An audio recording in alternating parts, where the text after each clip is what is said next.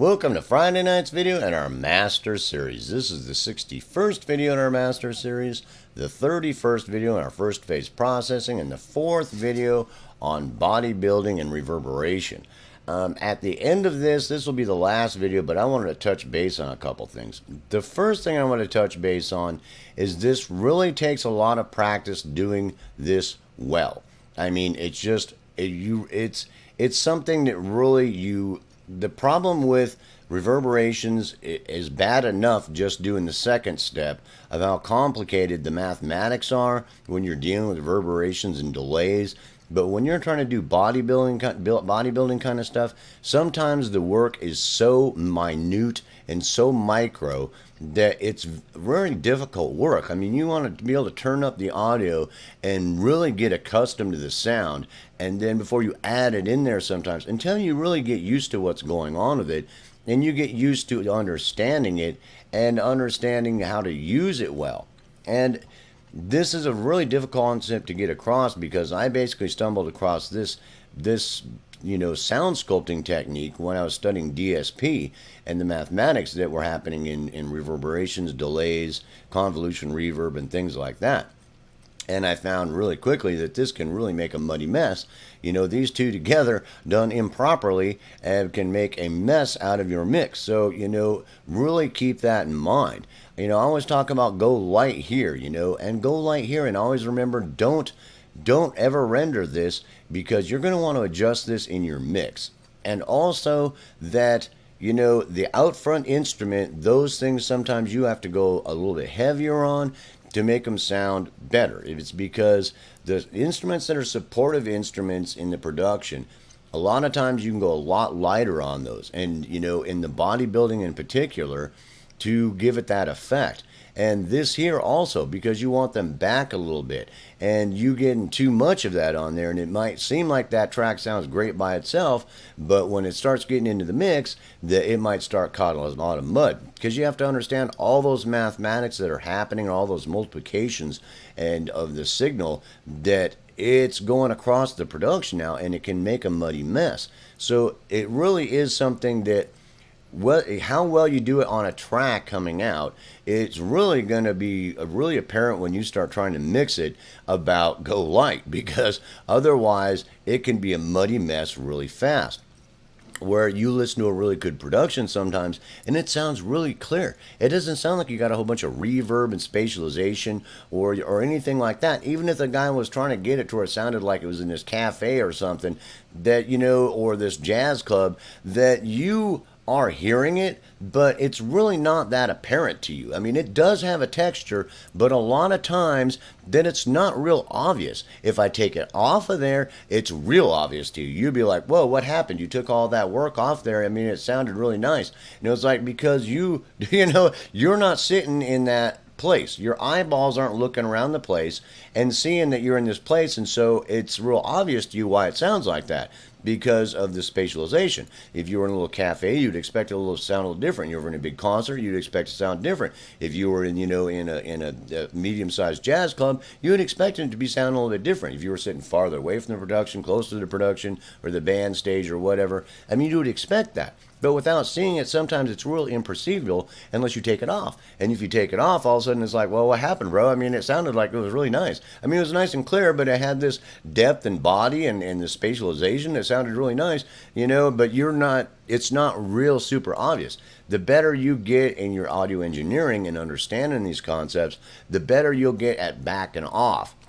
Because the effect a lot of times isn't real obvious. I mean, even to experienced engineers, I've seen some people that I'll do some stuff like that and, they'll be like, that sounds nice. And I'll take it off and they'll be like, what happened? It's like, I mean, it had this nice sound. It was like, well, I had it set up and it was like in this, medium-sized cafe or something, and it was a pretty kind of intimate kind of, production, but you take it off and it's real noticeable. It sounds like it's, in a sterile studio, that it's got no room warmth at all, besides just the bodybuilding.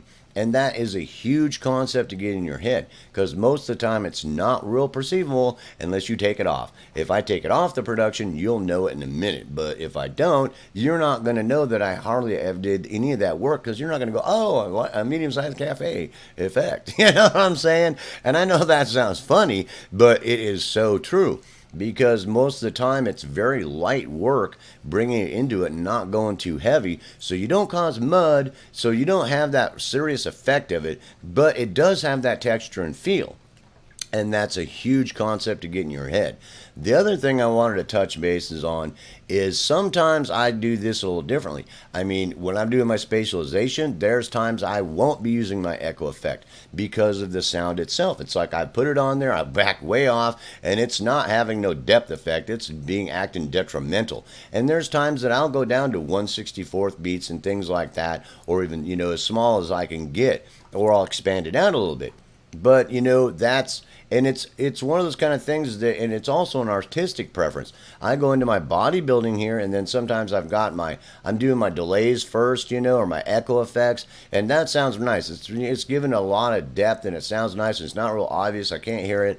And then I start doing my reverberation, my convolution reverb, and then I realize it's just a little bit too much, and I'll go back and turn off the delay, and then just stick with the convolution reverb. I'm like, yeah, that sounds nice, and the body sounds good. If I turn on that echo effect, it's just a little bit much. I'm actually perceiving that it's just a little too deep, and so I'm going to back off as far as I can, and I've backed off to where there's nothing there, and there's no point to it, and it's actually detrimental.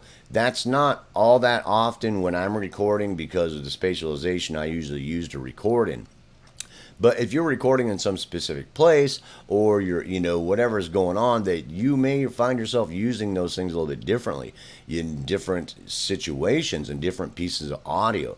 And that's really hard to teach, because it basically, every time you get a piece of audio or you've recorded something, you're going to have to make those decisions, because I'll have this vocalist and I'll do a whole bunch of this work on it. It sounds great. And I do this guitar part, and it's like I can do more on it, or I can't do as much. And I get the bass part, and it's like, no, I can't add that much into that bass part, because it's not adding it, making it sound thicker and fuller. It's making it sound muddy, and it's like, I do my spatialization work on it, but my body building effect, I back way off, because I can hear it's getting fuzzy, it's getting muddy, it's not giving it a nice full sound.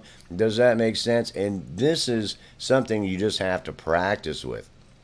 And I wanted to kind of touch bases on that, because when you first start experimenting with that and doing these two separate steps, and really working on it, and you really paying attention to what you're doing, that it'll become real obvious sometimes with some instruments and some situations that you have to do it a little bit differently to try to get that effect as best you can.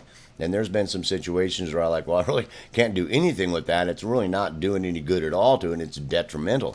I'm A-Bing it back and forth. I'm going, I don't like it. But most of the time that most of the time that I've had that problem, it's because of the impulse response I'm using, or the reverb I'm using, and I have to change that. Then does that make sense? Because it's having a detrimental effect on the audio, and it doesn't really sound good.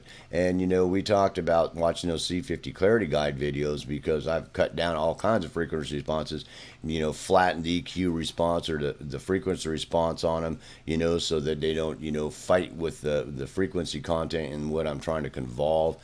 And there's a lot of different things that come into play when you're dealing with this, and this is very delicate work, because you've got this nice crystal, you want a nice clean sound, but you want to do these things to it, but if you go too much and you do it improperly, it just makes a mess, and then you decide you don't want to do it, and so your stuff doesn't have that nice, rich, lush, full sound, and it doesn't have that nice spatialization sound. Because if you get done with that and you do it well, you've got that depth, you've got that lush, full sound, and then after that, you've actually got it in a place that maybe not be real perceivable, to the listener or yourself, but when you mix all those tracks together, it's real noticeable that, it has that texture. If you take it off there, then it'll be real noticeable that you took it off. And then you go, well, it's like, what is that?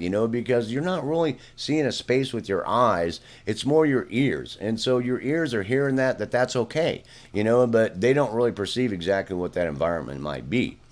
because it's not interfering with the clarity of the production and the, you know, how well the production's done and all the good work that you did on making the whole production sound good. It's not having a detrimental effect to it. It's actually an enhancing effect that adds a little bit of ambience to the actual production. So that's a huge concept you have to get into your head.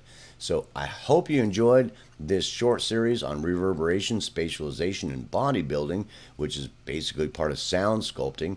And I will see you in the next video when we revisit some other things that we did in editing, just in case we need to do a little bit of fine-tuning after we've done all this wonderful work on our beautiful, wonderful tracks. Peace, hope, love. I'll see you in the next video.